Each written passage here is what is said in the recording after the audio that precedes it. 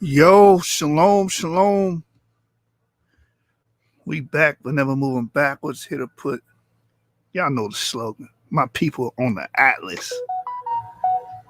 Say no to vain interpretation and give thorough breakdowns. That old school feel for y'all, for the old school strivers that was back there. You know what I'm saying? Yeah, we on that 5 years ago, 6 years ago. When we was on that time, on that type of time. A video came across my desk today, figuratively speaking. And I'm watching the video, earlier today. I'm seeing bits of it. Haven't seen it in its entirety. And a certain individual said something very eye-opening. And it made me say, huh? This is on Killer Priest Show, brother named Tahuti. And he's claiming to debunk Zion Lex. Now, this video is not about whatever he said about Zion Lex. It's between those two. I really don't care about you arguing about who wore a hat or who was the Scorpion King. Who was the Scorpion King? Who was the real Scorpion King? That's what these Negroes is arguing about. You know what I'm saying? But no, NGOZI was on there trying to talk that talk. And he mentioned that ancient Egypt, the pre-Nakata period, I'm guessing he was referring to, we're going to watch the video and get exactly what he said, was EM78. That was the racial base for ancient Egypt. Can someone find me a citation saying that, stating that, with evidentiary proofs? NGOZI, where are you getting this from? I mean, we got to make an approximation of the truth. You just threw something out there. And I want to see the information that shows and proves that M78 from ancient corpse, ancient DNA extrapolated from mummies or, that goes back to that time period showing and proving that EM78 was the base population during that time. I don't see that. I have not read one paper that maybe I haven't seen it. Can someone show it to me? That says that pre-dynastic Egypt was inundated by EM78, which is declared E1B1B. So I was like, I'm going to be gracious with this, take out my time and discuss these things about who is more likely to be the ancient population of ancient Egypt. Actually employing research methodology and actually looking into phylogeny, and actually using ancient DNA, in the time periods in question, pre-dynastic. That goes before 3000 BCE, right? So that's what we're going to deal with today. I'm going to play this clip and let you guys hear for yourself what NGOZI stated. Like I said, I don't care about the Scorpion King and who was Narmer or was Narmer, Nimrod, and I let them have it. But when he said that, I was like, let me, get some clarity and get to the bottom of this thing, man. And then, they was referencing King Tut as if those are our people. Yeah, King Tut, that's our people. No, it's not. Yeah, this is King Tut's. This is what we did. No, King Tut is not related to you American Negroes. Majority of you American Negroes are EM2. King Tut was R1B. Huh? For you pro-Africaners out there, you pro-African people, you losing bad, especially when it comes to ancient Egypt. You're losing badly.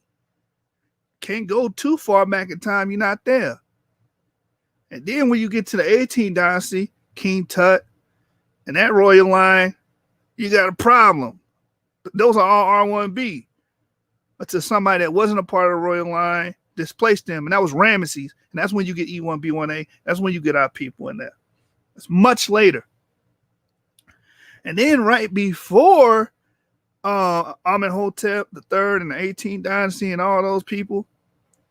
You have, y'all know what happened to Hyksos. Are y'all going to say the Hyksos is EM78? Maybe they were. We don't have any proof of that. But then you will be putting them in Asia, which we already know haplogroup E was in Asia. We got DNA papers on that. Guess what we don't have DNA papers on? EM78 being the base population for pre-dynastic Egypt. You know what's funny about these guys? They claim that they're trying to make us prove something, or make, Zion in the video, they're trying to press Zion Lex saying, oh, he doesn't prove anything. He just says it or just states it. And then in the same breath, do the same damn thing they claiming somebody else doing. Deplorable. The unmitigated gall. We go work tonight, y'all. Yeah, Shuv in the building. Y'all know what's up. Hit that like button. You know how we rocking, man. Let's get it. Let that intro music play.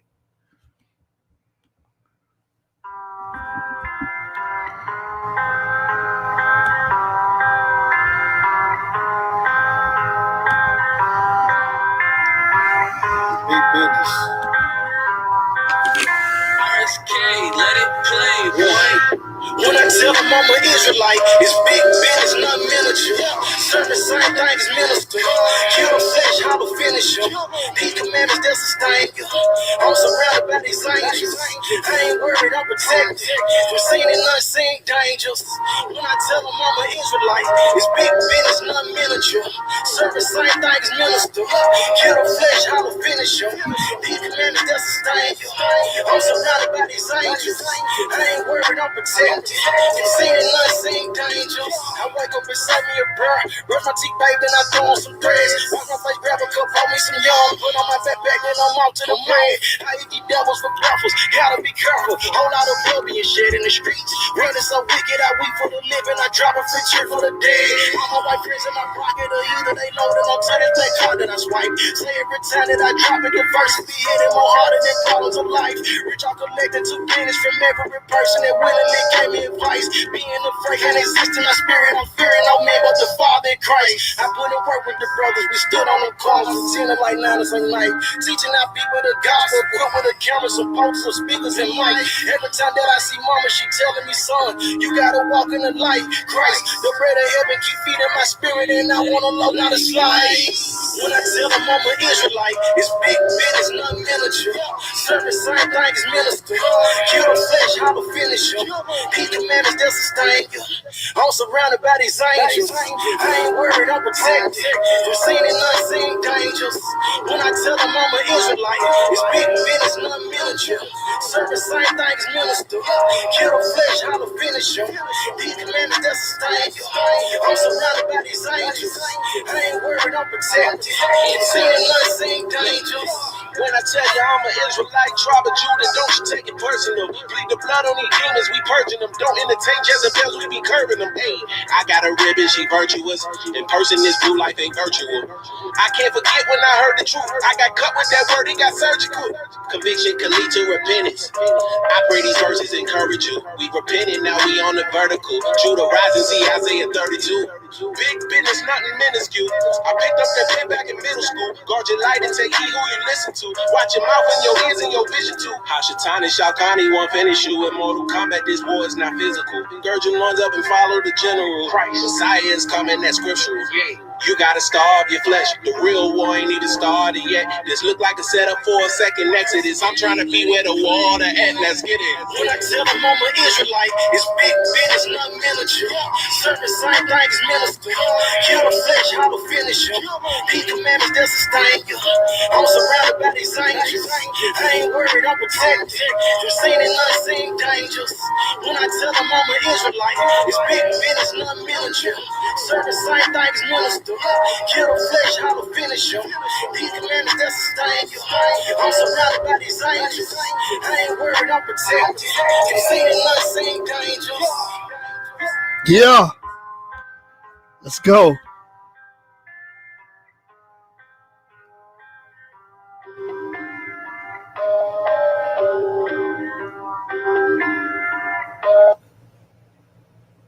All right, man. How y'all feeling? How y'all feeling? Introducing the new Spire Studio Generation 2 from Isotope. I just exited out the wrong video. Hold on. Double the recording time, easy setup.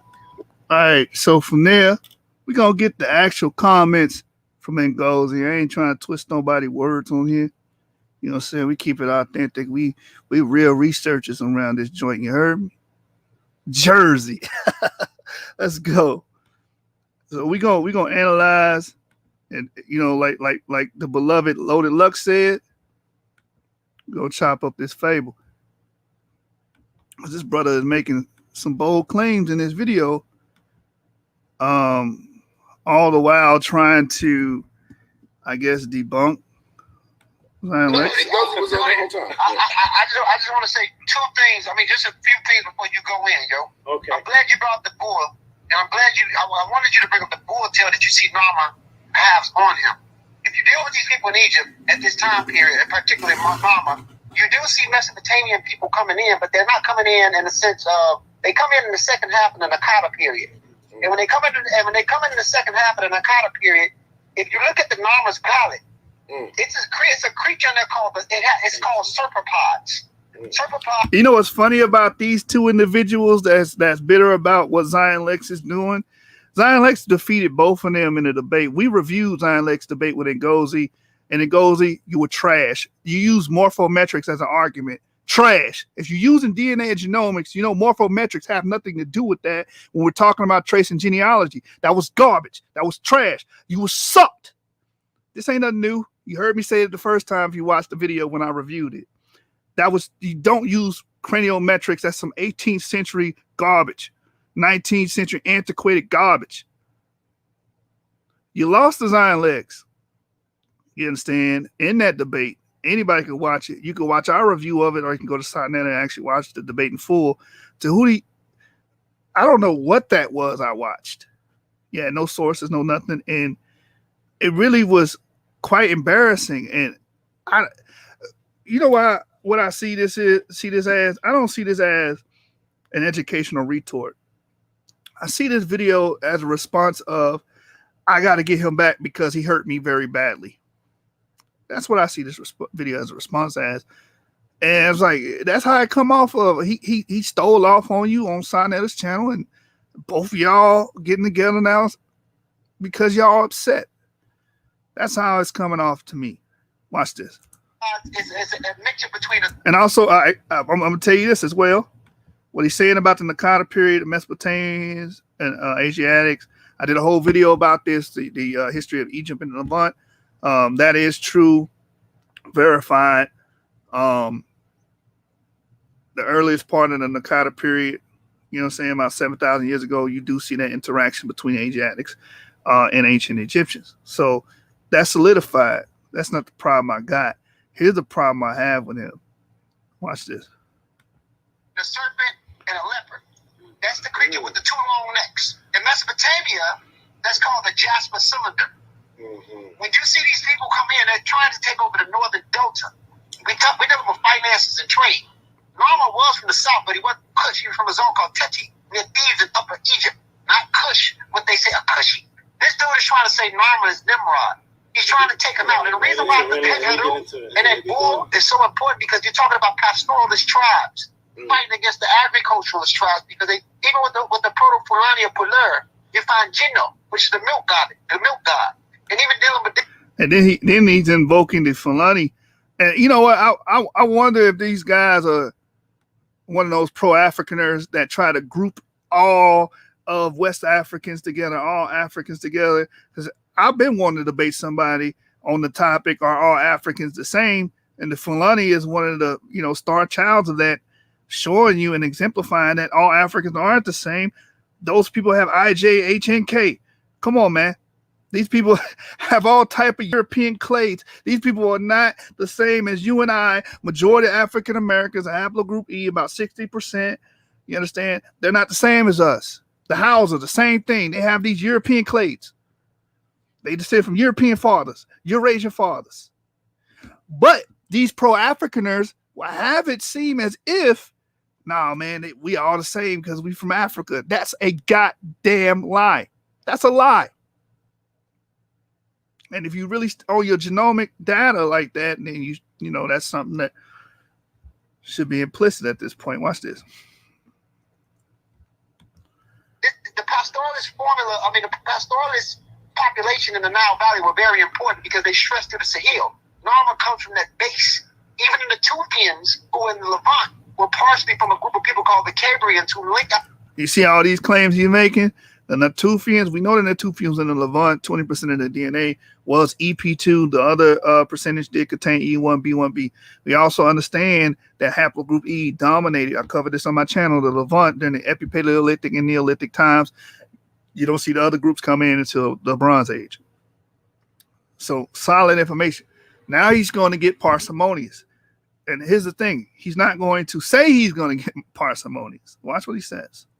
Out of Northeast Africa, go into the Levant, and this is why paternally, this is why I always get into genetic haplogroups. You find an E1, B1, B1b, or EM78. EM78, watch this. Clade, which is still the primary base of Egyptian man, which shows these people are indigenous to Africa. He said it's still the primary base to Egyptian men, showing that these men are indigenous to Africa. What is he using? He's using modern population density and retrodicting it into the past. You don't know if those people belong there or they came in there recently. And who is he referring to? He's referring to the Egyptian Arabs, which I do agree that these people are related to us, but trying to stamp them there, EM78 there, and trying to retroactively put that into the past, there's nothing substantiating that. Watch this.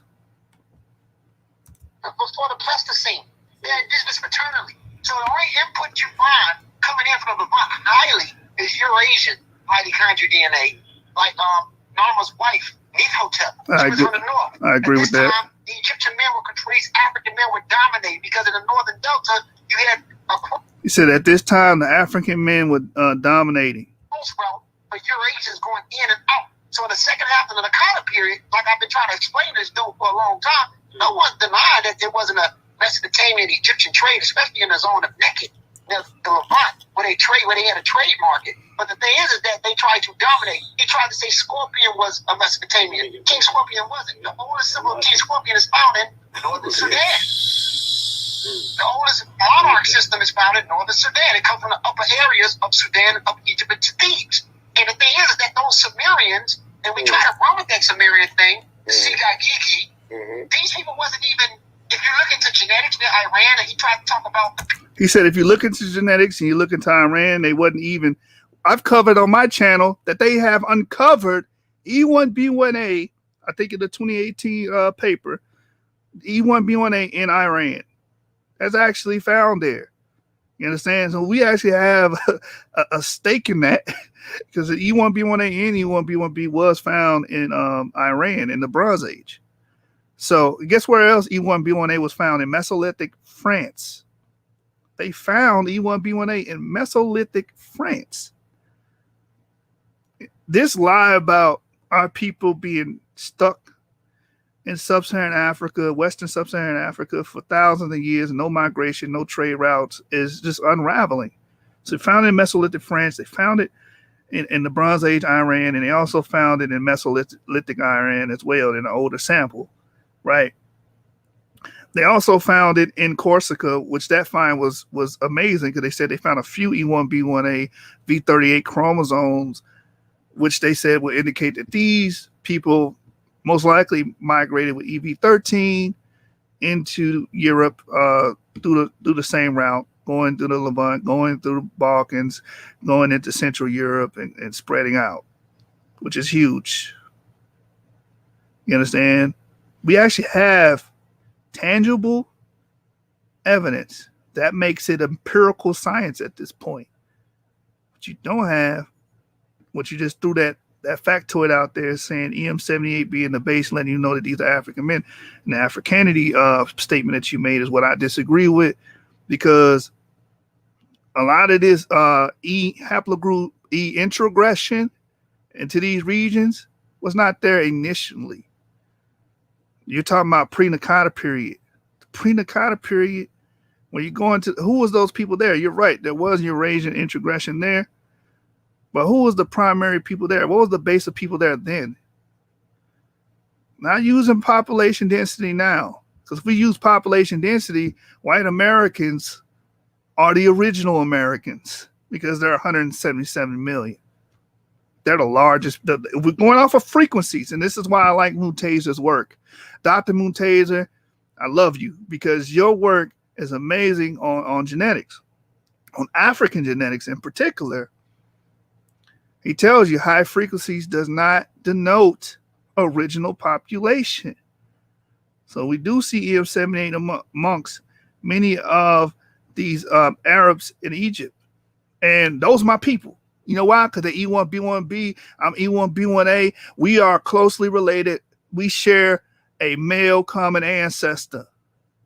Not because what plot of land they stepped their foot on. You understand? You pro-Africaners got that problem. I call it Africanity insanity. So it would seem to me, maybe he could correct me, that he's inferring, since you have this this population of EM78 today, as a basis to try to throw that or superimpose that into the past, pre-Naqada period or pre-dynastic Egypt period. You understand?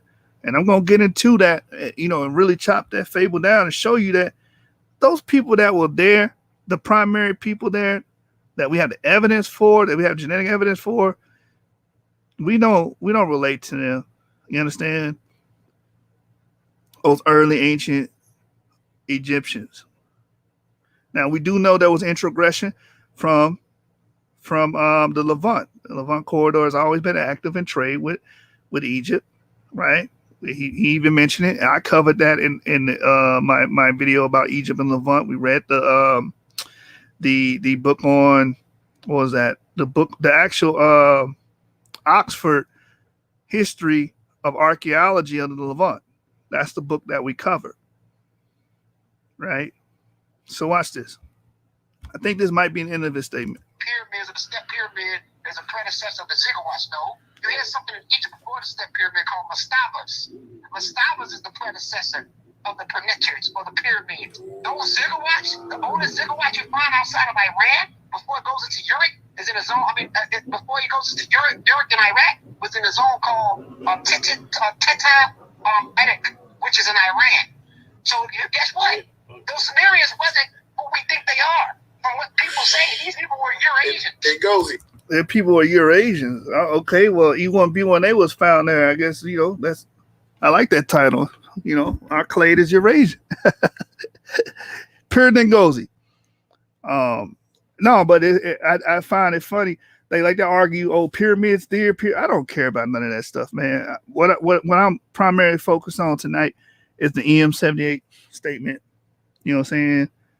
And I don't know what those people are Eurasians. Many Eurasians, I'm gonna show tonight, was involved in Africa. A lot of you Negroes claim these people as your own. Two coming and I'm in a hotel. That was our people.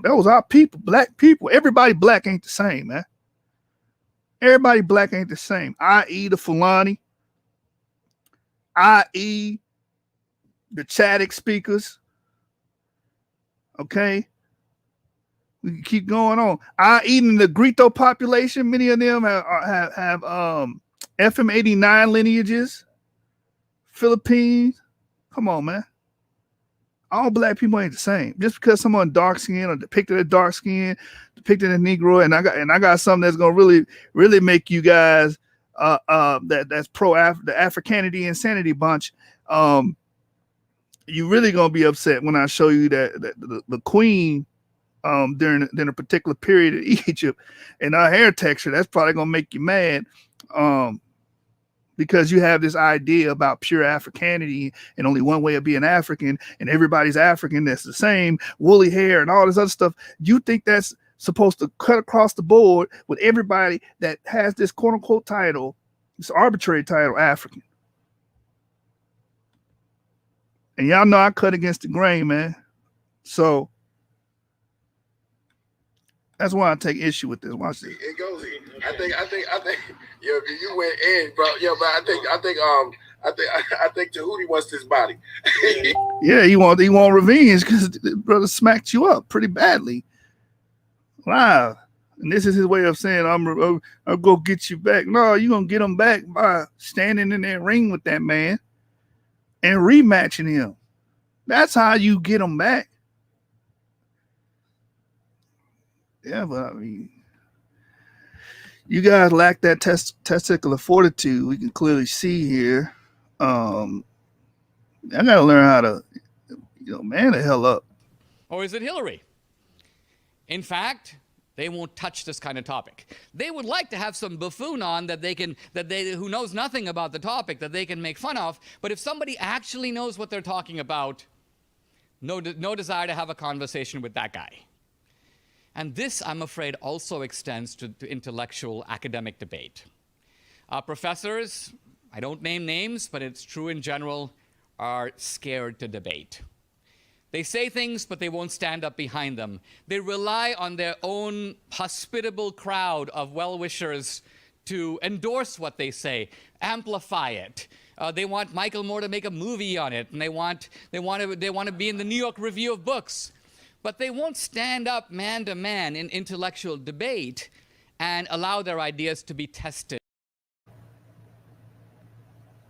That's it.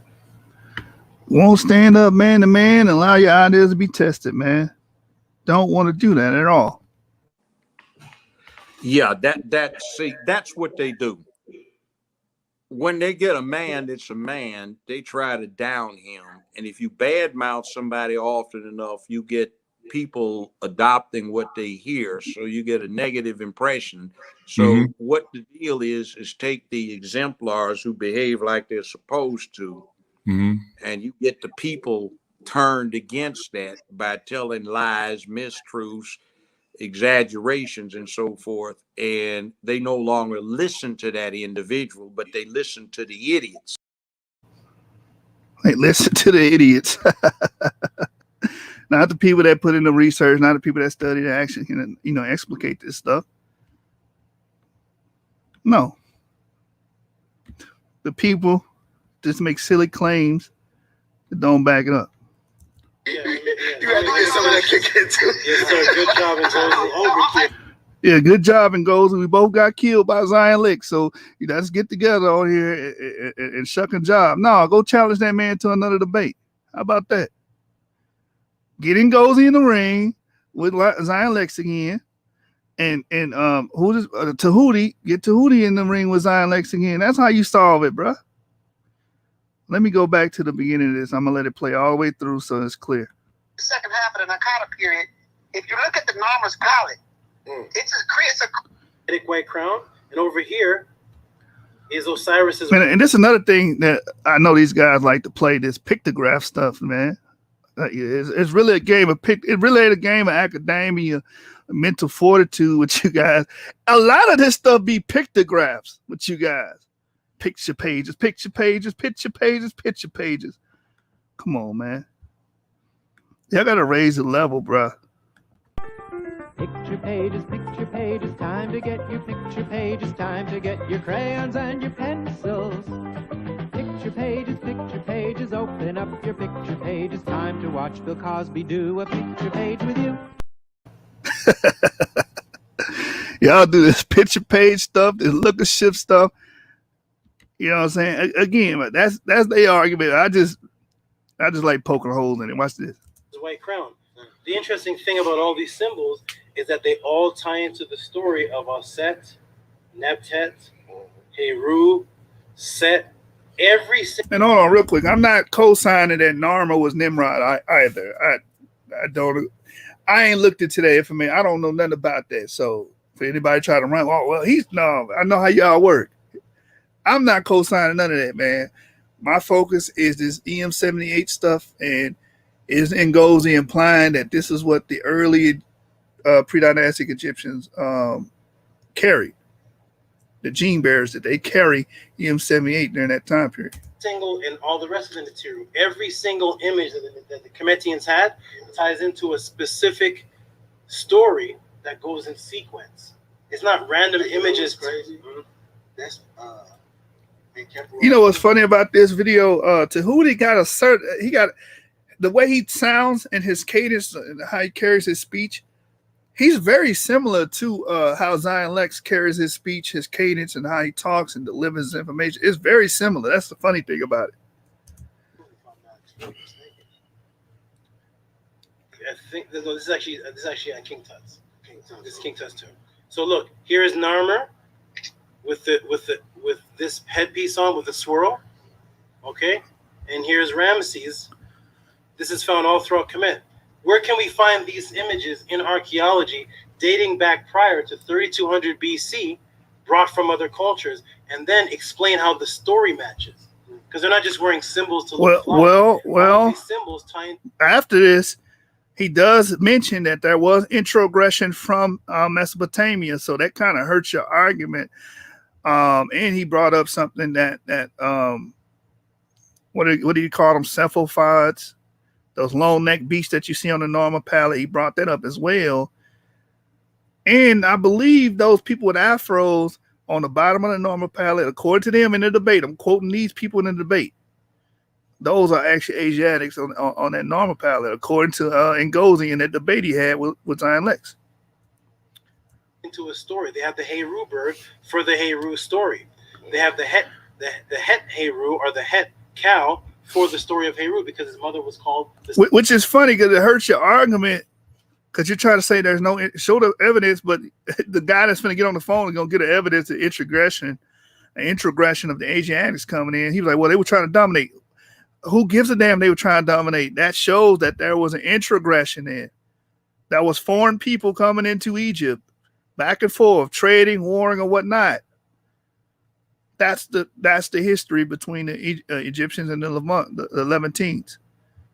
The Levantine corridor has always been used for trade and travel and war. The sacred cow. There's reasons why they're wearing these symbols. Now, he didn't teach that right. Not at all. Not at all.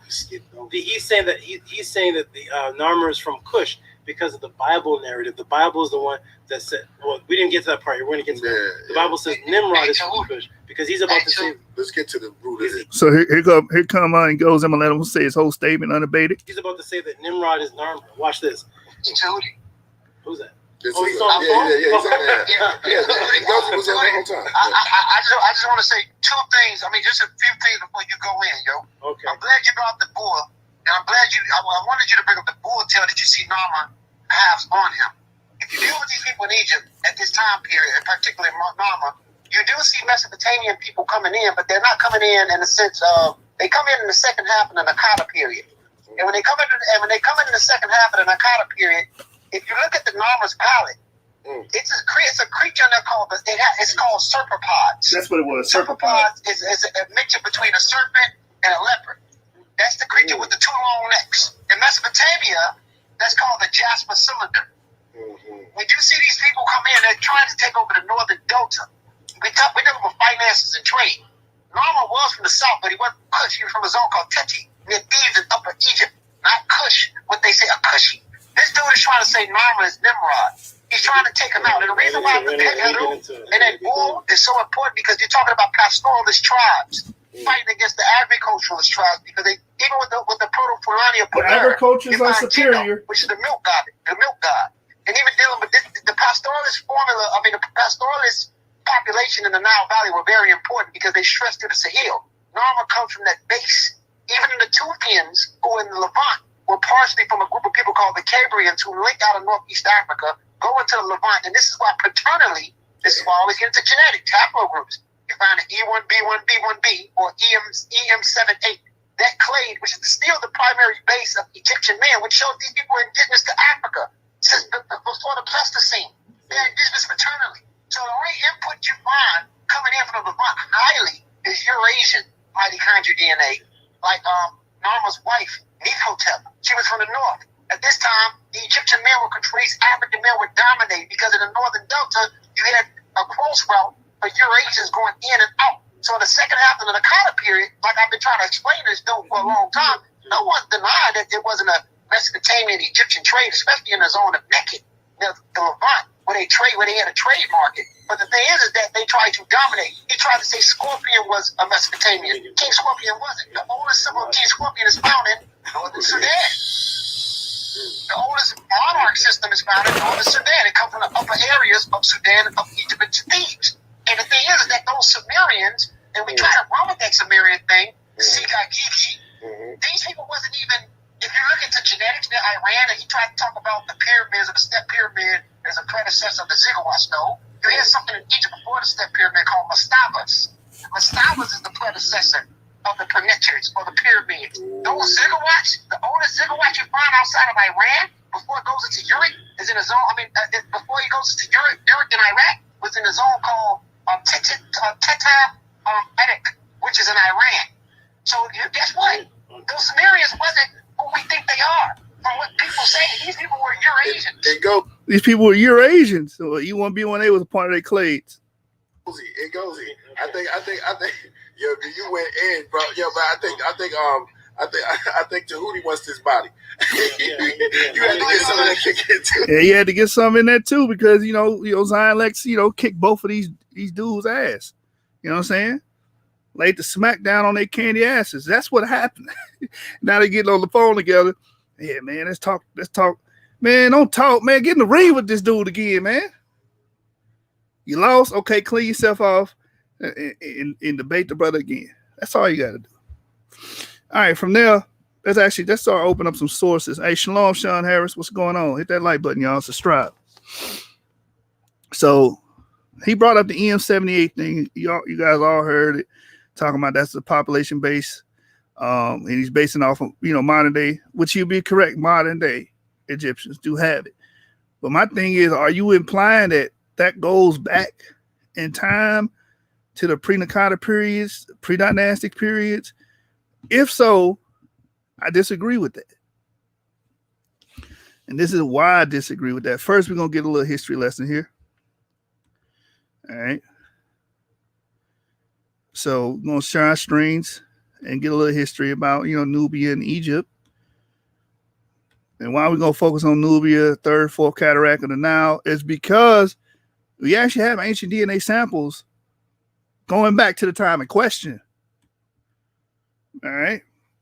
Paternal DNA samples, excuse me. All right. So this is Humanities Libre text. Charlotte Miller, Associate Professor of History at the Middle Georgia State University, is the one who wrote this. Source from University System of Georgia via Galileo Open Learning Materials. And it's dealing with Nubia, the kingdoms of Kerma and Kush. I want to deal with them specifically because, like I said, they were along the Nile around the 34th, and I think maybe the 5th cataract, which is below Egypt, right, in the Sudan. But we actually have DNA going back to the time in question. That's why I want to focus on these people. We're going to make an educated guess about something, a good parsimonious model. Then this is the closest you're going to get. Watch this. And then I remember Cyrus who said, he said they came from the south in Ethiopia and the foots of the moon. I remember he used to say that. Where he say that? The debate against when he said goat herders. That's what you niggas was. That debate against Nasi. What was that? 2012, 2011. That debate right there. I think he said that the ancient Egyptians came. They tell you where they came from. They came from Ethiopia, the foot of the moon, or something like that. Somebody watching know what I'm talking about. Maybe we should review that on the source. Should we review that debate on the source, y'all? Hey, shalom, Chemo. Sarasu Seti is my favorite, Kemetic guy, man. I'm just saying, I'm showing love. Anyway, the article says the region south of Aswan at the first cataract of the Nile River is commonly called Nubia. Nubia is notable for its long-term dynamic relationship with ancient Egypt. Just as importantly, Nubia was also the site of an early civilization, the kingdom of Kerma. So we're going to be dealing with pre-Kerma as well, before this period, because we see a genetic trend pre-Kerma of a certain haplogroup, and it ain't got nothing to do with you American Negroes. at all. You don't relate to these people. I'm gonna show and prove. You know how we do here. We exemplify points, man. We don't do like these Africaners, man. The Africanity insanity must stop. All right, so the kingdoms of Kerma, 2400 BCE to 1500 BCE, and Kush, 1000 BCE to 300 CE, emerged along the Nile River. These kingdoms prospered, especially due to their productive agriculture and the region's copious natural resources. At certain points, both Kerma and Kush were strong enough to successfully invade Egypt. These kingdoms in Nubia also developed their own religious and cultural traditions, including their written script, Meroitic. I believe that's how that's stated. Meroitic. That's probably how that's pronounced. Meroitic or Meroitic, however you say it, right? While the people of this region, known collectively as Nubians, borrowed heavily from the Egyptians, Nubians also had distinctive practices that set their civilization apart from that of their northern neighbors. Scholars generally link the origins of ancient Kerma in present-day Sudan back to the desiccation of the Sahara Desert. Why is that important? So again, let's read that again. Scholars generally link the origins of ancient Kerma in present-day Sudan back to the desiccation of the Sahara Desert and the rise of the dynastic Egypt. After the desiccation of the Sahara Desert is when the desertification started and the Green Sahara began to shrink. So these people started to leave these Sahara regions, you understand? And they went towards the Nile. So this is why it's so prevalent to find these early individuals living in the Sudan, living in the pre-Kerma society. It's important because they represent this group that migrated from the Sahara. You understand? Hypothetically, theoretically, is what the scholars are saying, what that happened during that time. We don't have a time machine. We're not omniscient. But we do know the Green Sahara existed, and it began to become the Sahara Desert that we know today, which has caused a mass migration of peoples towards Egypt. And it spiked this period of time. All right, it says similarly, ancient Egypt, the drying out of the region encouraged people to move closer to the Nile River in the years between 5 to 4000 BCE. Rock paintings showing cattle in areas that have been deserts for thousands of years attest to the environmental changes in Nubia and also the development of a cattle culture that dates back to at least the 4th millennium BCE. Just as in Egypt, the desiccation of the Sahara Desert drew together people from all directions. As people settled closer to the Nile River in Nubia, they brought their cattle, their agricultural traditions, and their languages, building settlements with higher population densities. So again, they left the Sahara. These people left the Sahara, went to the Sudan, and went to Egypt. We don't have the ancient white paternal groups or paternal evidence from Egypt, but we do have it for the pre-Kerma population and the Kadruka population of Sudan. Additionally, Egyptian elites designed ivory, animal skins, tents, incense, and other luxury goods, prompting trade between Nubia and Egypt that predated the unification of Egypt. So these people were trading back and forth before Egypt was unified. With increased demand for luxury goods as social stratification grew, the Egyptians even ran military forays in Nubia.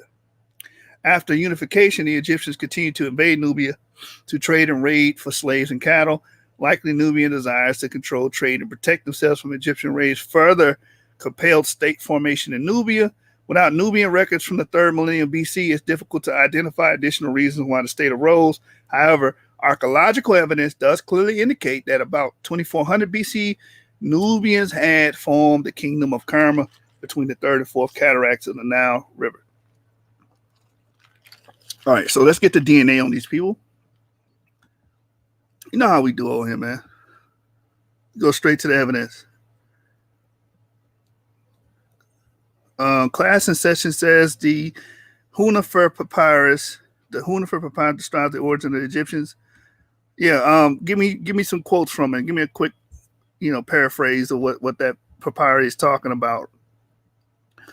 But I want to get into the DNA, ancient DNA of these people. And I'm going to go to one of my favorite geneticists, Muntaser and others, an African geneticist. Watch this. Which one is it? Genetic patterns of Y chromosomes and mitochondrial DNA. There we go. All right, so this is from the University of Khartoum, right? Genetics patterns of Y chromosomes and mitochondrial DNA variation with implications of the peopling of the Sudan. Remember, what sparked the peopling of the Sudan?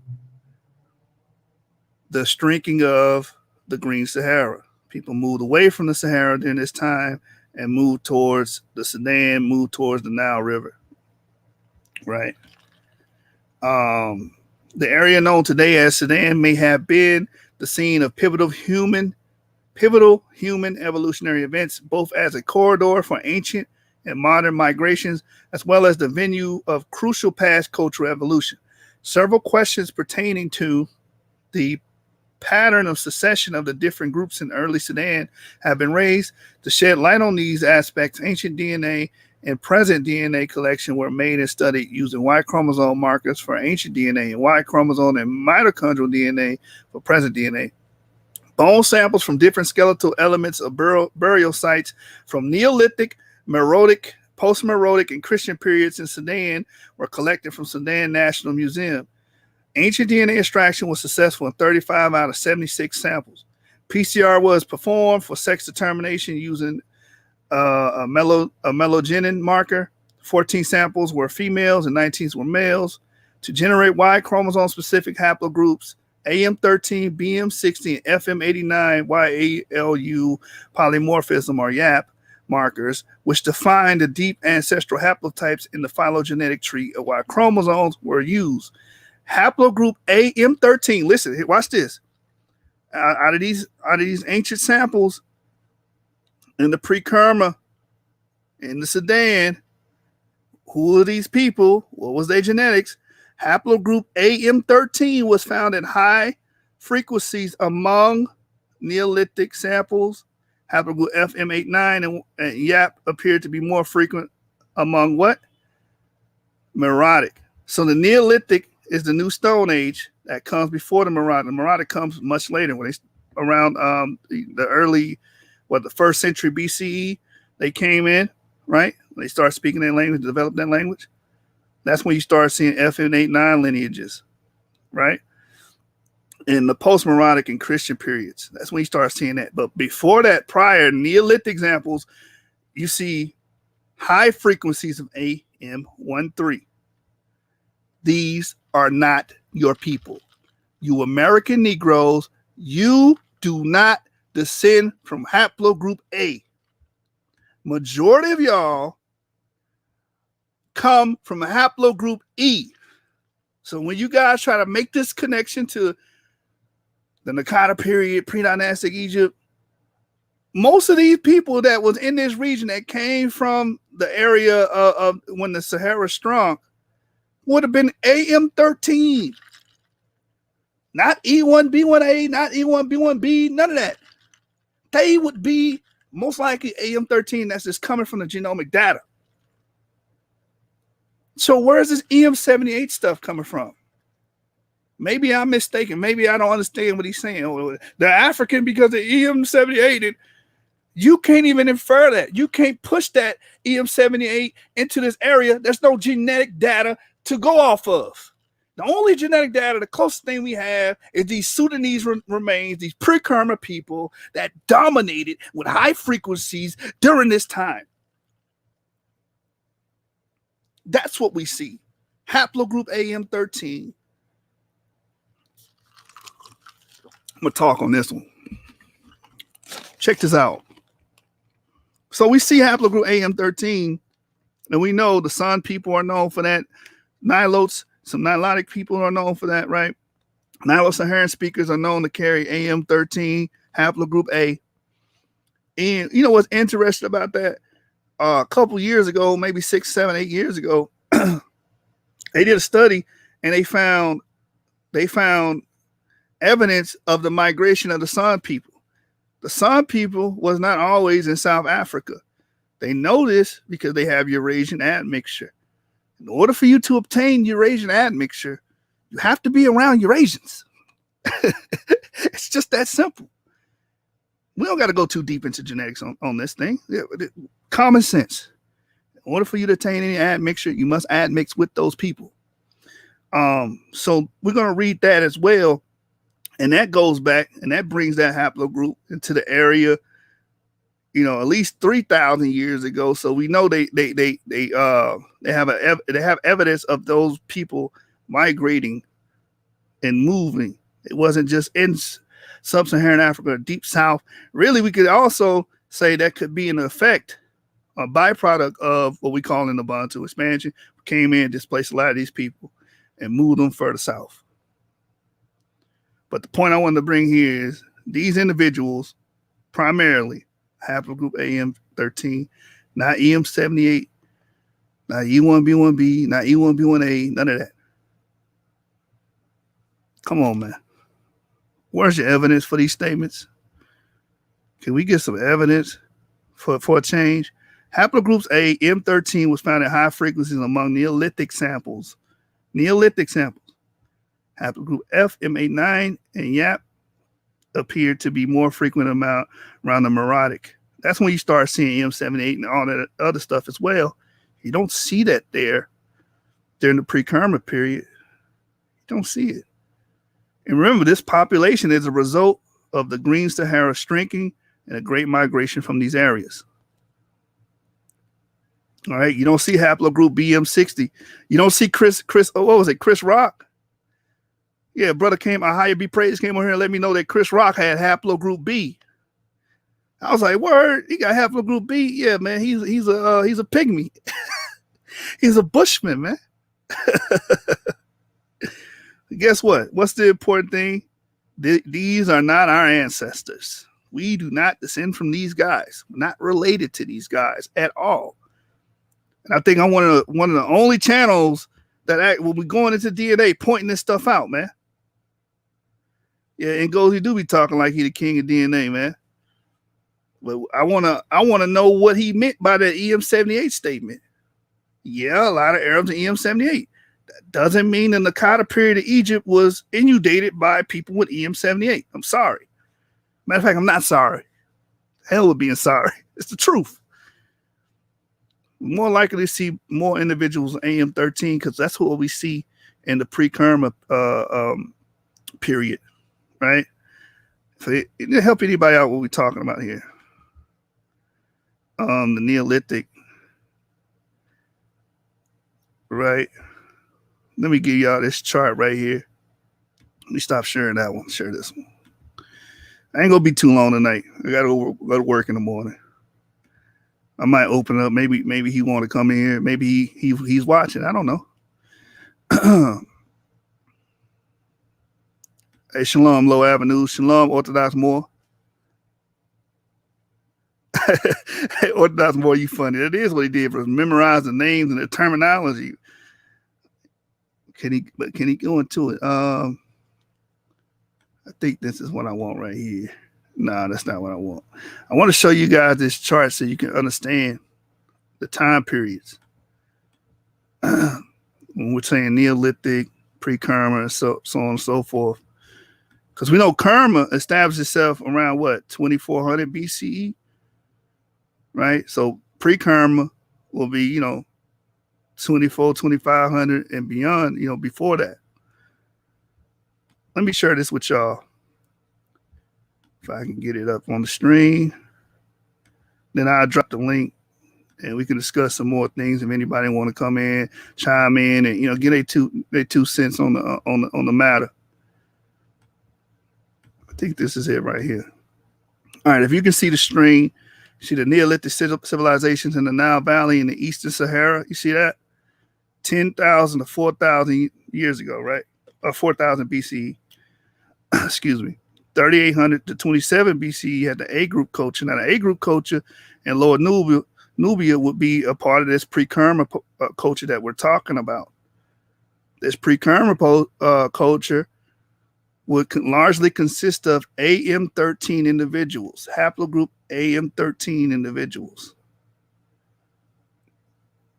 And going into this period, Lower Nubia under Egyptian control, still AM13, and then they established themselves as the Kingdom of Kerma, 2500 to 50 BCE.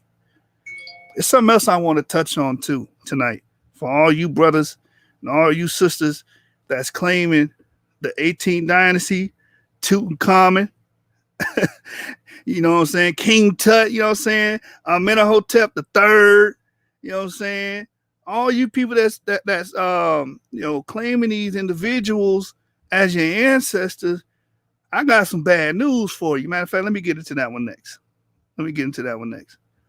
Y'all gonna learn this Africanity insanity has to stop. The Africanity insanity has to stop. Let me put the link in the chat. Anybody want to come on, they can come on. You know what I'm saying? Watch this. Let me get the article dealing with Tutankhamun. Man, the pro-Africaners are going to be mad on this one. Watch. Because they did the DNA. Here it is right here. Paleogenomic based kinship analysis of ancient Egyptian human remains. Here we go. This is like when you watching Mari and he getting ready to say, you are the father, or you not the father? Watch this. Watch this right here. All right, we're going to open this tab. We're going to open up the insights from ancient DNA. All right, so I'm going to show you the article before we get into meat and potatoes of this article. You know what I'm saying? The insights from ancient DNA analysis of Egyptian human mummies. Clues to disease and kinship. I have a section on malaria here that's very interesting because we know malaria developed in sub-Saharan Africa. So what is it doing in the east? Northeast. All right, so let's go now. We're not going to touch on that, though. We're going to talk about this. All you people that's looking to ancient Egypt. Again, so we go to Sudan and Nubia and show that those early people, the pre-Kerma, were dominated by AM13. That's what all the DNA samples show. Majority of them are AM13. Those are not your people. Now, let's go to the New Kingdom. And now you can't claim, are you going to claim the Hyksos? The Hyksos are Asiatics. So if you're going to say that your people are the ancestors of the Hyksos, then you, by default, are claiming an Asiatic lineage. Then right after the Hyksos fall, then you have the 18th dynasty come, and you have Amenhotep, Tutankhamun, and all those guys. And we're going to see, do you Negroes in America relate to these pharaohs? All right. So it says a paleogenomic base kinship analysis of ancient Egyptian human remains. The genetic relateness of individuals from archaeological sites has been utilized to elucidate family relationships. And that's what we're finna do. We're about to elucidate some family relationships tonight on the source. We about to, all you brothers and sisters, and I think Killer Priest then was talking about King Tut as if they were them. Or those are their ancestors. And that's an error. You're not related to these 18th dynasty pharaohs at all. So there's a number of studies on Egyptian human remains assess the maternal and paternal lineages using both mtDNA sequences and nuclear DNA markers, including autosomal and Y chromosome short tandem repeats. To the best of our knowledge, no full NGS autosomal study has been published yet in this regard. Only uniparental markers were utilized. Uniparental markers, Y chromosome, X chromosome. We know that, right? So an investigative study was carried out on the familial relationships of a number of late 18th dynasty mummies, circa 1550 to 1295 BC, including that of Tutankhamun. The study was based on the analysis of the autosomal and Y chromosome STR markers in addition to the mitochondrial hypervariable region 1 sequence, a 4-generation pedigree of Tutankhamun's immediate lineage, and the identity of his ancestors were established. The royal male lineage was the Y chromosome haplogroup R1b.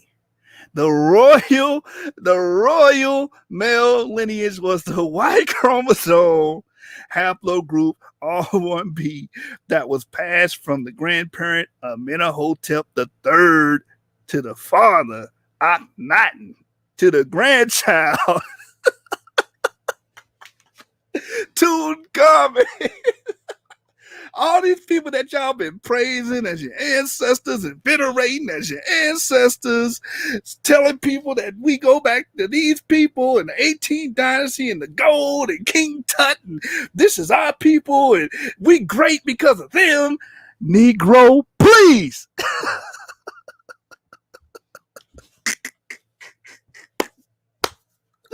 Oh, shoot.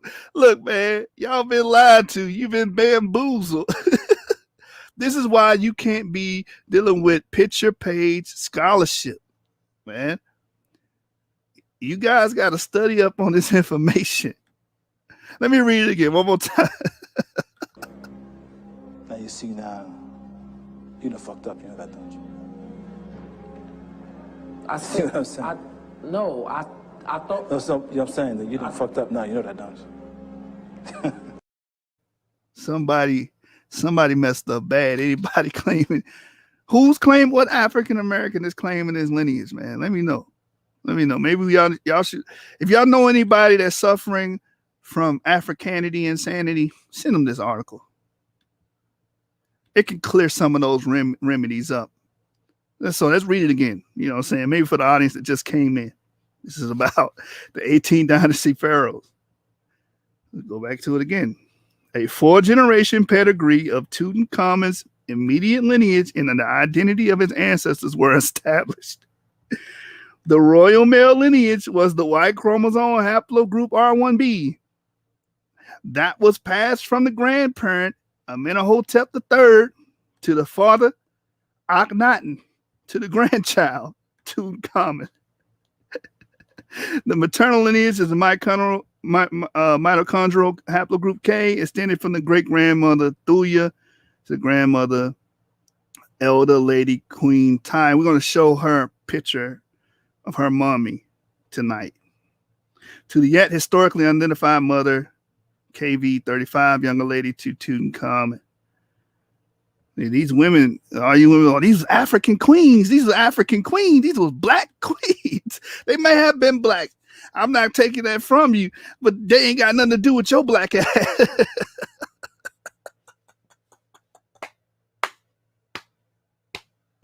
Yo, why are we not teaching it? Why hasn't this hit Sonetta, man? Why hasn't nobody went on Sonetta and did a presentation about the Y chromosome haplogroups and genealogies of the 18th dynasty pharaohs? You keep trying to stick us into this Egyptian paradigm, this Kemetic paradigm. Went to the pre-Kerma population. They were AM13. Why did I go to them? Because they are the population that came in and swept into the Nile after the Sahara storm. Then we get to the 18th dynasty, and we see that these people were R1. These males, this royal male lineage is R1, and we know who broke the male line. This male lineage, this royal lineage was broke by Ramesses. That's when our people came into it. It's about to say because they money train went in. They money training in. If they come on, man, they can't tell the truth about King Tut. You are not the father. Man, look. But who we are related to, we can get to the next portion of this of this greatness here. You are now tuned into the greatest.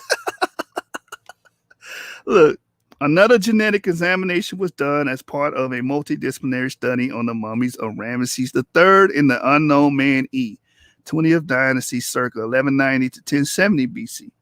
Ramesses III was subjected to an assassination attempt by members of his harem as part of a palace coup, historically known as the Harem Conspiracy and recorded in the Judicial Papyrus of Turin.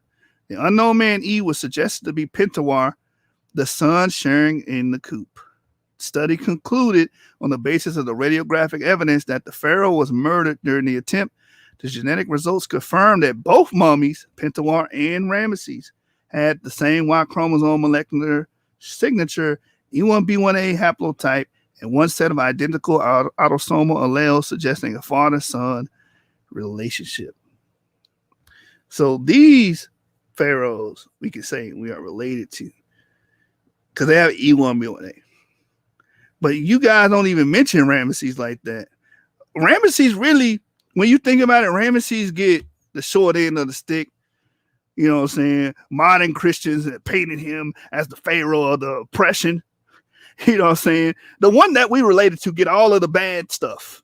You know what I'm saying? He's the one who caused the Egyptian hate and so on and so forth.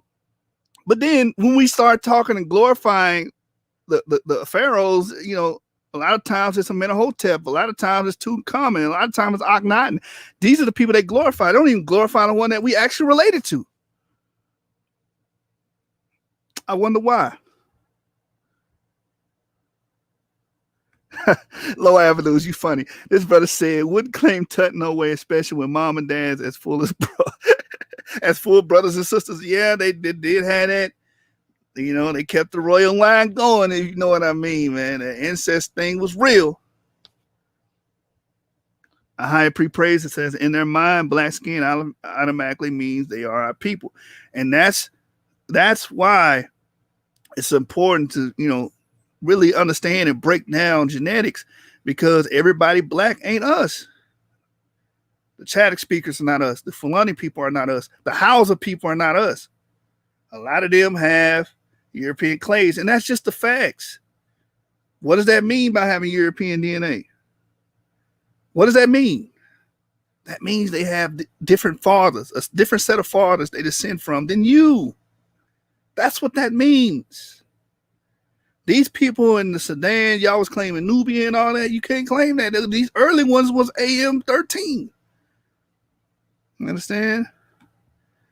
Haplogroup A and B has black skin, so to NGOZI and NGOZI, they are people. Yeah, come on, man. Everybody got black skin is your people, man. Taiwan Bright says, we are from, and I'm glad I hired you here because you brought up the fact that Chris Rock is haplogroup B. He ain't our people, man. And when I say he ain't our people, I'm talking about genetically, man. We don't share the same fathers as he does. Oh, man, you hate black people, man. I mean, it's the truth. All black people don't share the same paternal clades. You guys, if you guys watched the show this weekend, I showed you guys the black belt of Alabama's DNA results. All those people that put their DNA in that registry were African Americans, and they had I's, they had Q's, G, H, K. They had all type of European clades in them. You understand? So you just because they black don't mean they us. Clash Assassin says, I thought the Fulani were E1B1A or E1B1B. No. The Fulani have a lot of European clades, and they might have those clades in them, but it's probably low frequency. Callie T said, he says Yoruba and the Mandinka are descendants of Ramesses. Now here's the thing. I took my DNA test on 23andMe, and the bottom of my paternal results, it says you and Ramesses share a paternal ancestor that's either from Northern Africa or Western Eurasia. That's what 23andMe is telling me. Or anybody that's got E1B1A. It's going to say the same thing. Thank you, Chemo. They should know this stuff. They always talk about the Khoisan people. And when they was on the street talking about, we gave birth to the human race. All this other stuff. We were the first ones. You do know that's talking about the Khoisan people, right? That ain't talking about you.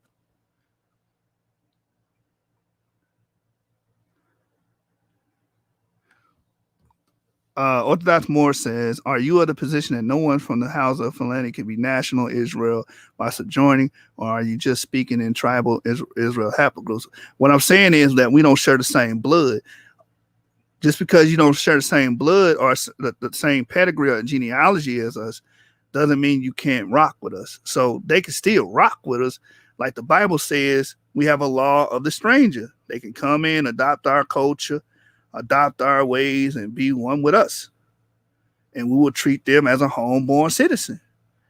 So it ain't about the treatment of people. It's just really get to the nitty gritty about genealogy and how these pro-Africaners, as I call them, try to group everybody on the continent of Africa as the same when there's 5 major different paternal haplogroups there: A, B, E, J, and I think R. I think the last one's R. That's really the point of me bringing this out. And then, NGOZI brings up, well, EM78 was always there, or some madness like that, and he's trying to retrodict that into the past. I don't agree with that, and I showed you that these pre-Kerma people were AM13. They wasn't EM78. This brother says, I'm EP252 from EV38, Ramesses King. Oh, that's what's up. It was something I wanted to address. Somebody made a statement, and I've been seeing this a lot. You abos, it's a lot of aboriginals popping up on our lives. I've been noticing it, like right here. Taiwan Bright says, we are from America. Brother, how do you come to that conclusion? How do you say we have found E1B1A in Mesolithic France? Do you understand what that means? We have found E1B1A in Mesolithic France. You understand? About 5,000 years ago. So for you to say and make that statement that we came from America, how do you explain all of this ancient DNA? We found our DNA in Iran.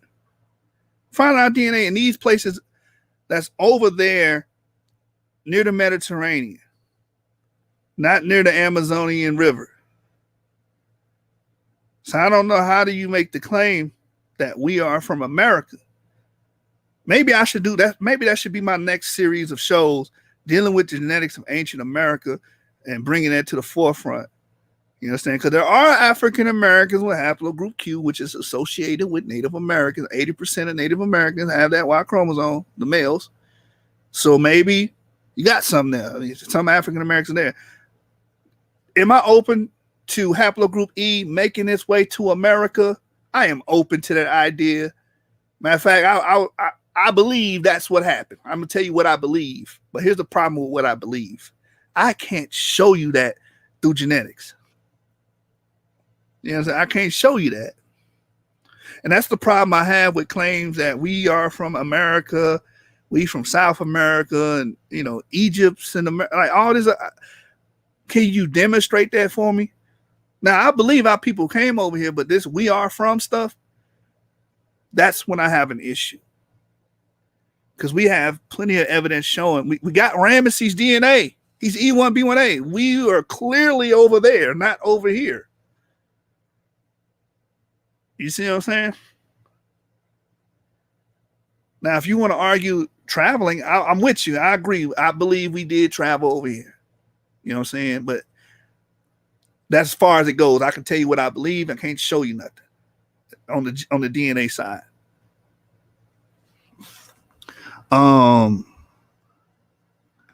What else is going on? Brother said low avenues all the way in India. Yeah, man. We DNA in Iran, DNA in France, DNA.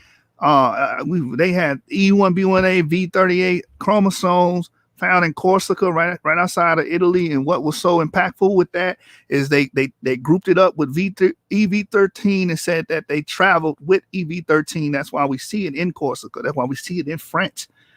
They traveled from the Levant through the Levant corridor all the way up through the Balkans and then migrated into Europe.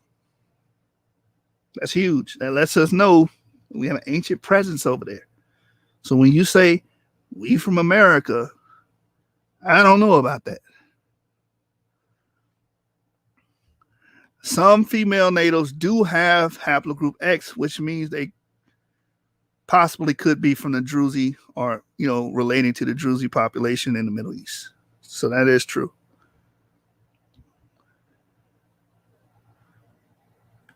Oh, he said my information. Oh, Clash and Session said I'm wrong. He said I've got to admit that the information surprised me. I have seen a few Fulani show that 23andMe results and it showed the haplogroup. So E1B1A. Yeah, no, I'm never all or nothing. Some of them do got E1B1A. But it's high frequencies of European clades amongst them. He said, most I know is my granddad. Granddad is from America. This brother said, Army Rocker, man. Army Rocker. Brother, what does that mean? What does Army Rocker mean? Brother said it was in South Arabia. Yes, it had an ancient presence. If you're talking about E1B1A, we also know that it had ancient presence in Oman and Saudi Arabia and stuff of that nature as well. Orthodox more says appreciate the clarity anytime, brother. And that's right, all skin folk ain't kinfolk. All right, we moving around. Callie T also says the freedmen of Princeville, North Carolina, intermingled with the Tuscarora. My father's grandmother were of the lineage. That an Indian tribe. That's another Indian tribe. I studied the genetics on. A lot of EM2 was amongst them. I'm trying to think of their name. They had a lot of EM2, a lot of our DNA introgress amongst them. But they also had a lot of R1 and other stuff, man. I'm trying to think, what is their name? I was looking at it. Me and James was going over it. He says, so E1B1A was in France before Nigeria. I will put it to you like this, Vernon Robinson. Show me E1B1A, E1B1A sample in sub-Saharan Africa before. I'm not going to do that. It ain't no E1B1A in Nigeria. No DNA samples in Nigeria. There's no DNA samples. Cameroon, none of that. Going back into Mesolithic times. We finding all this old DNA outside of the areas they said we supposed to be at. Found E1B1A in the Bronze Age in Iran, and we found Mesolithic around 5,000 years ago in France. And the Corsica samples, they dated that to 7,000 years ago. I don't see no E1B1A, no samples. When I say samples, I'm talking about they dug something out the ground, they dug a fossil out the ground, a human skeletal remains out the ground, and extracted the DNA from the skeletal remains, and then determined we have E1B1A here. They don't. The oldest they found 8,000 years ago, I covered it on here, was A00. And the other one was like BM60 or something like that. Let me put it to you like that, man. A higher be praised and also believe he was from the Eastern Nile Delta because he adopted the name Set, a name that was only adopted by non-Egyptian pharaohs, just like Seti, who was also the non-Egyptian heritage. Are you referring to Ramesses? Okay, let me read the rest of what you said. Ramesses the third father, Set Nakiti, I guess that's how you say it, was not related to any, other previous pharaohs. It is believed he was the usurper who took the throne of Egypt when Egypt was under a state of civil unrest. Shout out to Higher Be Praised, man. Like I said, man, 6th Man of the Year award goes to this man. This man get a triple-double off the bench every time we go live. This brother is setting the comments on fire with actual factual works, man. Shout out to High People. I always give that brother his flowers, man. He be going in.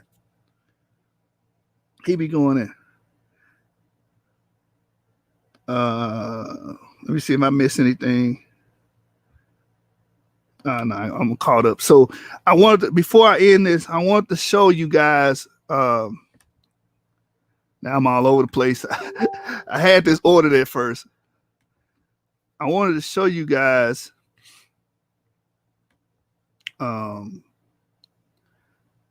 Queen, how you say her name? Tyre or Tyre?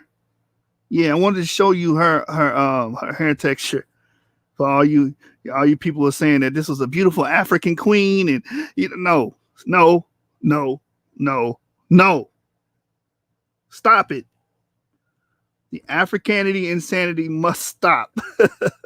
So we're gonna pull this up. Let me find it. Hold on. Oh wait, we didn't even finish this, did we?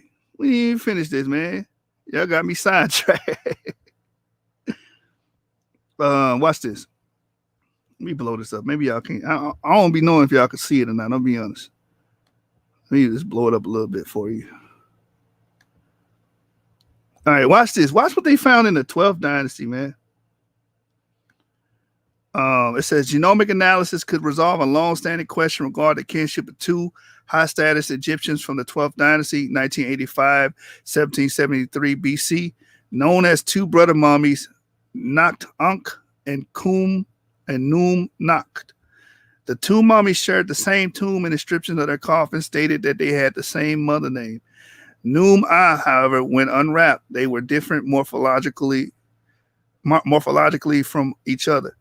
Using hybridization capture of the mitochondrial and Y chromosome fractions followed by NGS, the results revealed that both mummies were assigned to the same mtDNA haplogroup N1A1, indicating a maternal relationship. On the other hand, incomplete profiles of Y STRs were obtained but showed variations between the two mummies, suggesting they belonged to different fathers, and they may likely be half brothers. Now, from my research, their Y chromosome DNA was actually K. K is not an African haplogroup. It's a Eurasian haplogroup. M1A1 is not an African mitochondrial haplogroup. It's a Eurasian haplogroup. So what's up with all this African queen, all black people, the same stuff that dies and implodes when you deal with genomic data. All right. Now let me get this queen. We're done with that. Let's get the queen tire page. I want you guys to see how she looked for all these lookership brothers. See if she looked like a black African queen that these people try to depict her as. Watch this. Let's see, queen. I think it's Tyre, right? Tire. How you spell her name?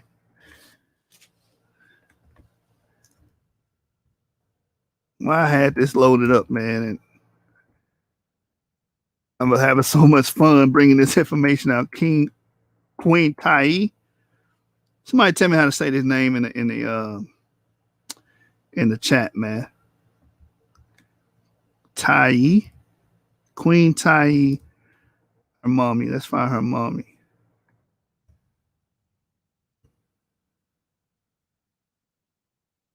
All right, here it is. This is a funny website too. Hold on, check this out, y'all. For all you guys depicting her as these African queens, right, with their woolly hair and their natural hair. Oh man, y'all in for it. So it says Egyptian queen. This is Al-Bawaba. That's the name of the web.com. It says Egyptian queen Tyre's hair steals the show in the Grand Mummy's Royal Parade in Egypt. Last night, Egypt has presented distinguished historical event through the procession of pharaonic royal mummies, which traveled from the Egyptian Museum in Tahrir Square in the Egyptian capital, Cairo, to the National Museum of the Civilization in the city of Fustat, during which one of the mummies caught the attention because of its hair, which appeared in very good condition despite being embalmed for thousands of years, sparking the astonishment of social media users. This mummy belongs to Queen Tyre, and as why her hair was not damaged, Mukhtar El-Sabani, a member of the Supreme Committee of Egyptian Museums, revealed that Queen Tyre had undergone a high-percentage embalming process because of her high rank as a queen, and her hair had the largest share of this interest. Look at her hair. Look at her. That's her hair. That's her hair texture. So much for your black African queen.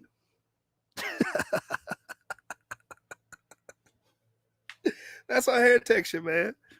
She was most likely Eurasian, man. Just like the people she was with are European.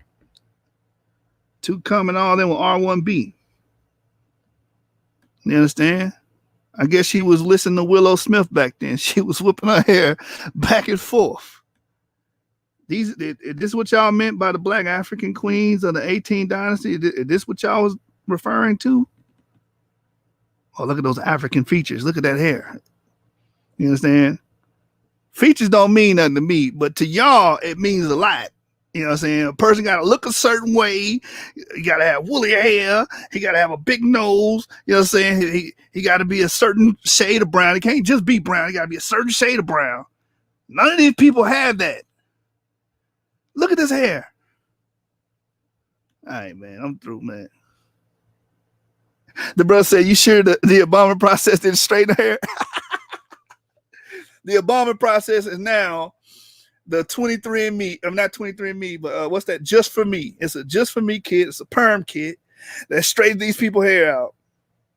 No, I'm sure, man, that it happened. I have no problem with her hair looking like that, but these pro-Africans do. You know what I'm saying?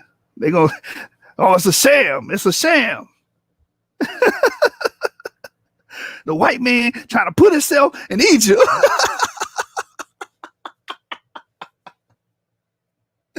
Man, the Africanity insanity must stop. All right, man. What else I have for y'all, man? I think that's it, man. I think that's it. I don't want the angry African that's coming after me, man. So I don't think I should show you guys anymore. I mean, I could show you the 2 Egyptian mummies with haplogroup J. I could do that. You know, put the cherry on the top here. Oh, man. All right, man. It's been fun. I got to go work in the morning. I can't be up all night with y'all. Y'all seen it, pre-dynastic Egypt. Most likely it was AM 13 with the evidence available. And then when you get to the 18th dynasty, those are R1B, not them. And then if you go before the 18th dynasty, then we're going to deal with the Hyksos. Are y'all going to claim the Hyksos now? Somebody talk to me. Y'all going to claim the Hyksos? Is anybody going to claim the Hyksos?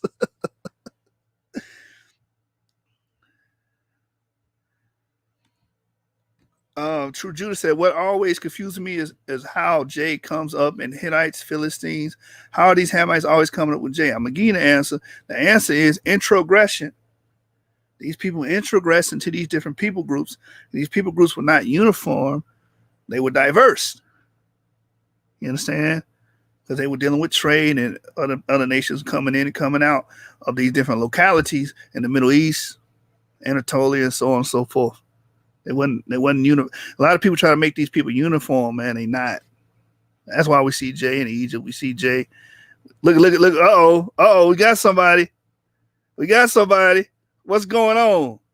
What's going on, Mr. Africaner? What's happening, Kansu? Kansu, man. Are you proud of your ancient Egyptian lineage? Your black African Egyptian lineage? Aren't you proud of Tutankhamun? I'm in a hotel, Akhenaten. Aren't you proud of that? The R1B Europeaners? Oh, man. Hey, you're going to have to catch the replay. Unless you want to come over here and say something in the last 2 seconds. I'm out of here, man. I'm out of here. You can catch the replay, see all the sources that we brought up. Your boy, if he was saying that EM78 was the basis for the pre-Nakata Egypt, I don't see that in no data, no genomic data, no genetic information, no chromosomes, no nothing, no uniparental markers. I don't see that in any paper. So if that's what he's saying, the dude was wrong. Absolutely wrong. A lot of you pro-Africaners are wrong. A lot of these, the 18th dynasty we just proved was R1B. You understand? The male line R1B. We proved that the 2 priests was what, K? And then we do come in Ramesses, man. But y'all don't glorify Ramesses? When y'all glorify Ramesses, man? When y'all start when you start talking like that? All right, man. Y'all be easy, man. Y'all know how we rock it, man. Source gang, 7 gang over everything. How should we end the show, y'all? How should we end the show? LV Europa? Where we going, man? I'm thinking about doing a series on the Abo DNA thing as well, man. You know what I'm saying? I'm getting on you pro-Africaners trying to act like ancient Egypt had a uniform haplogroup and We was all there. And we was king. I'm sorry, I had to steal a white boy. We was kings. I'm sorry, y'all. All right. But, you know, before we do leave and we conclude, Consul, I just want you to see this great African queen on the stream. You know what I'm saying? Queen Tai. She's a beautiful African queen. May her soul rest. All right.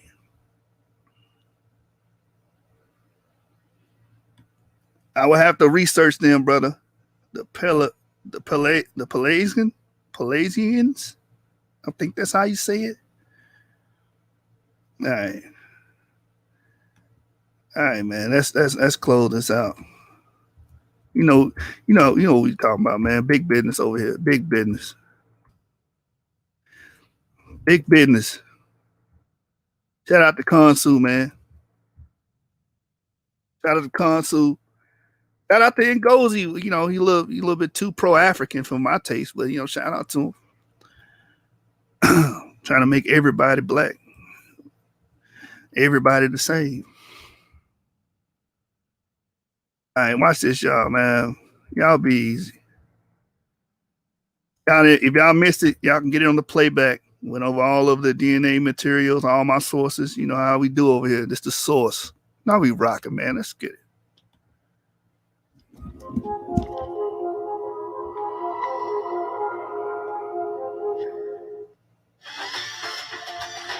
Make a different future. Start different at GoDaddy.com.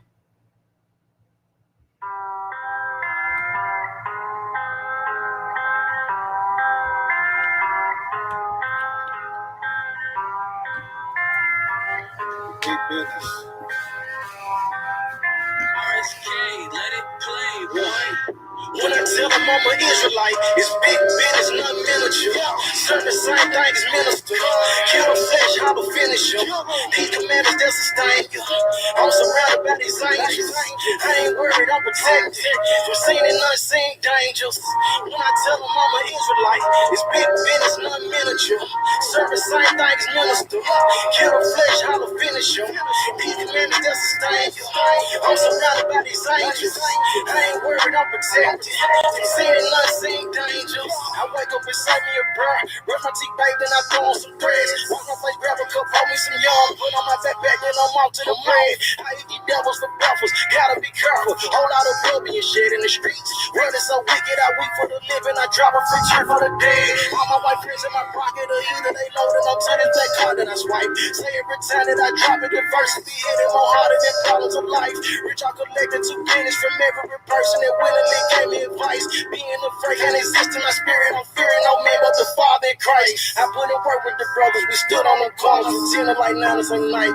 Teaching our people the gospel, equipped with a camera, some posters, some speakers, and mic. Every time that I see mama, she telling me, son, you gotta walk in the light. Christ, the bread of heaven, keep feeding my spirit, and I wanna low, not a slide.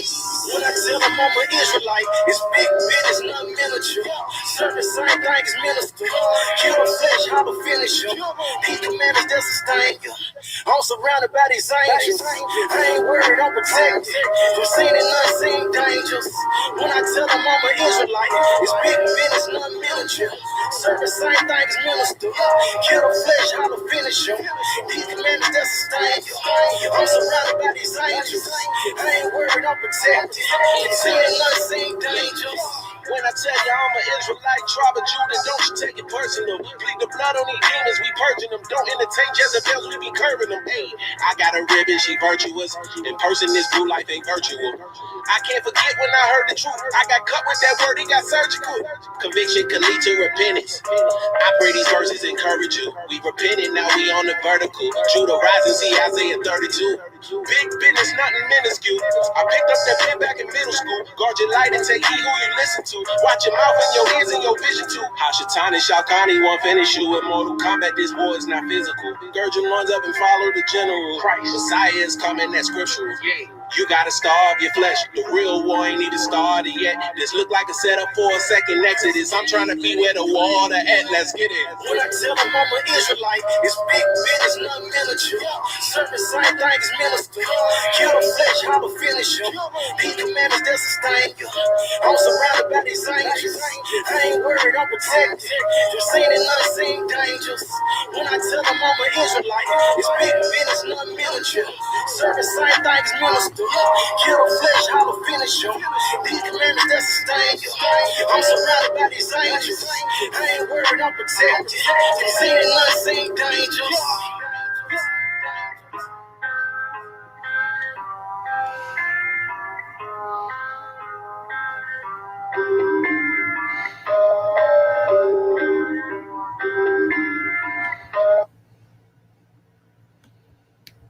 Hey, man, take a second. I appreciate all my viewers. Appreciate everybody come out and support, man. Shout out to everybody that consistently support a High Be Praised class and session. I see you a lot.